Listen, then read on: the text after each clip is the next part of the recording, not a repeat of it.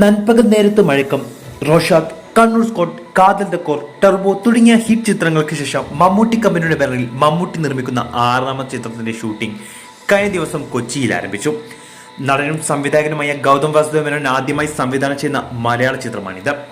Megastar Mammootty വീണ്ടും police വേഷത്തിലെത്തുന്ന ചിത്രത്തിൽ കന്നഡ താരം സുസ്മിത ഭട്ടാണ് നായിക.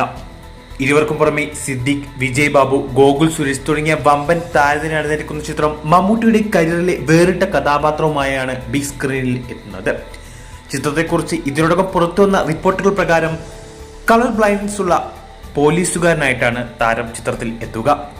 മമ്മൂക്ക തന്റെ സിനിമാ ജീവിതത്തിൽ ഇതുവരെ ചെയ്തിട്ടില്ലാത്ത ഒരു ക്യാരക്ടർ കൂടിയായതിനാൽ ഈ ചിത്രത്തിന് വേണ്ടി കാത്തിരിക്കുകയാണ് ആരാധകരെ പോലെ മലയാള സിനിമാ പ്രേക്ഷകരും.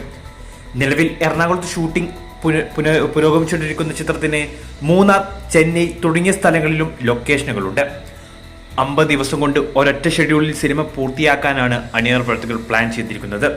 വൈകാത്ത ചിത്രത്തിന്റെ കൂടുതൽ അപ്ഡേറ്റുകൾ ടൈറ്റിലും അണിയറ പ്രവർത്തകർ ഒഫീഷ്യലായി പുറത്തുവിടും. കളർ ബ്ലൈൻഡ്നസ് ഉള്ള കഥാപാത്രമായി മെഗാസ്റ്റാർ മമ്മൂട്ടി എത്തുന്ന ഈ ഇൻവെസ്റ്റിഗേഷൻ ത്രില്ലർ ചിത്രത്തെക്കുറിച്ചുള്ള നിങ്ങളുടെ അഭിപ്രായം കമന്റ് ചെയ്യൂ.